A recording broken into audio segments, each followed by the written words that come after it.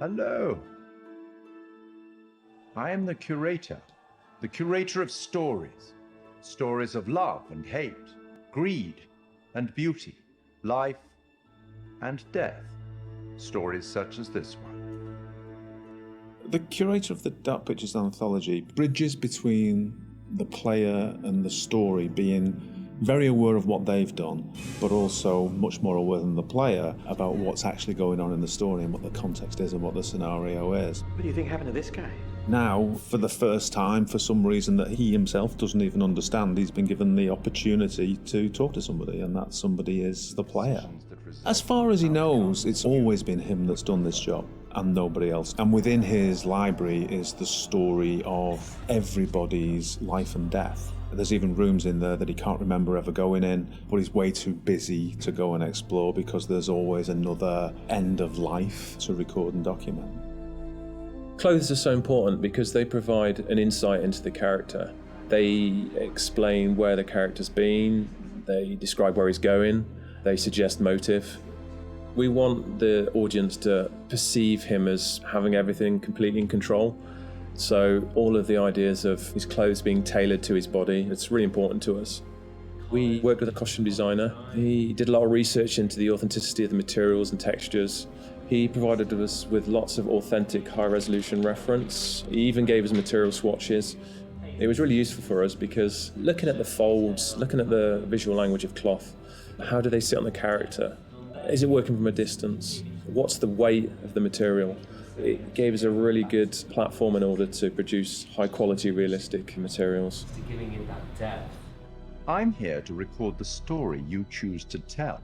I think that whenever you're dealing with a realistic human acting performance and facial expressions, that part of it is so key to transferring the emotion that you want to over to the player.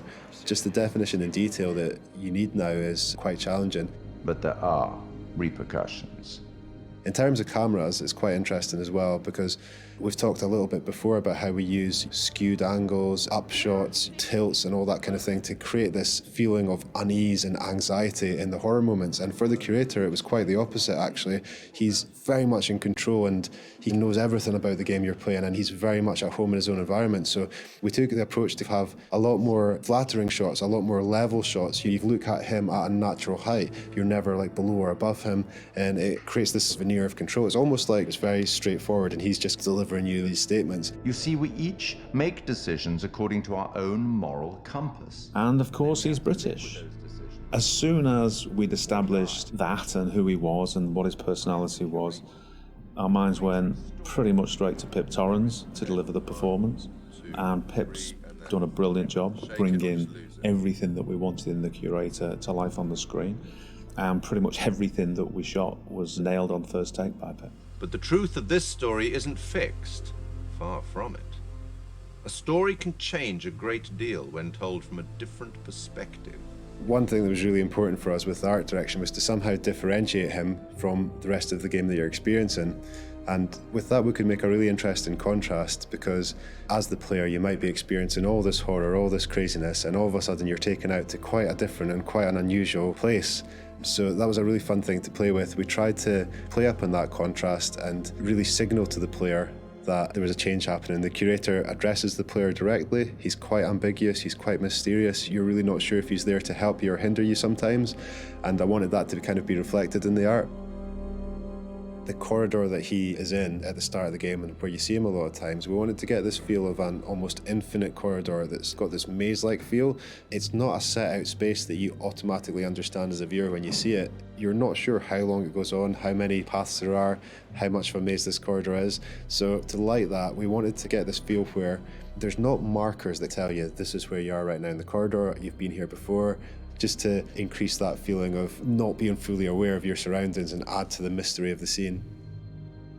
And then he goes into his repository, which is a huge vault of books and secrets, with his main desk right in the middle. He's got large windows for light, a skylight above that would also let a lot of light in, a mezzanine floor, a marble fireplace, classical, opulent, sophisticated.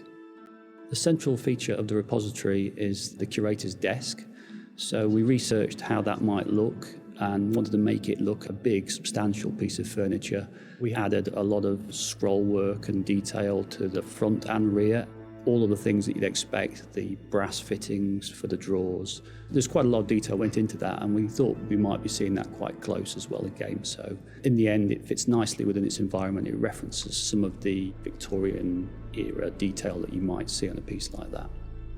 The creator has the ability to access stories through the pictures on the wall. They're almost portals through to another world.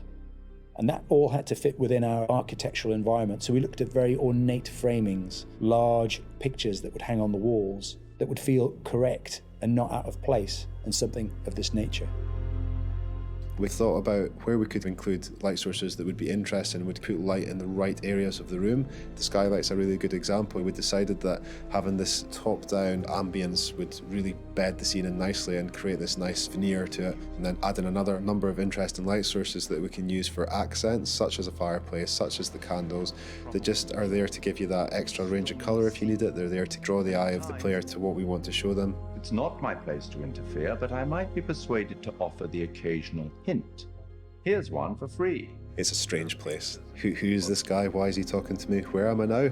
I was just on a ship having some horror happening, and now I'm here. And this guy has the appearance of being there to help you, but he seems like such a strange guy, and the environment he's in is so different. There's a certain ambiguity to it, and we wanted the player to question whether or not he's on their side or whether or not he's kind of playing his own game with them. The curator's no ordinary person, and his repository is no ordinary place. And you'll get the chance to see him again in the rest of the Dark Pictures anthology. We will meet again. It's inevitable.